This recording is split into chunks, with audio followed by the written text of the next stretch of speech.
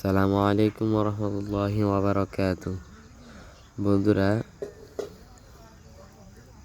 আজকে আমি চলে আসছি একটি মাছের প্রজেক্ট নিয়ে বিশেষ কিছু কথা বলবো। আপনারা ভিডিওটা না টেনে এই ভিডিওটা সুন্দর করে স্কিপ না করে দেখবেন। দেখেন, একটা পুকুর দেখা যাচ্ছে।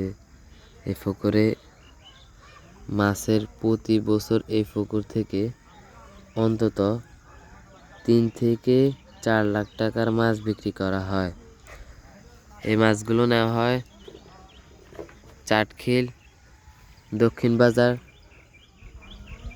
মাছ বরাবর যে গলিটা দেখছেন, এই মাছগুলো সেখানে বিক্রি করা হয়। দেখেন,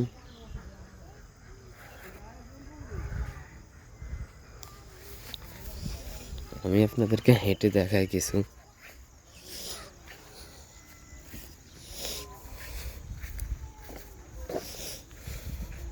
আর এই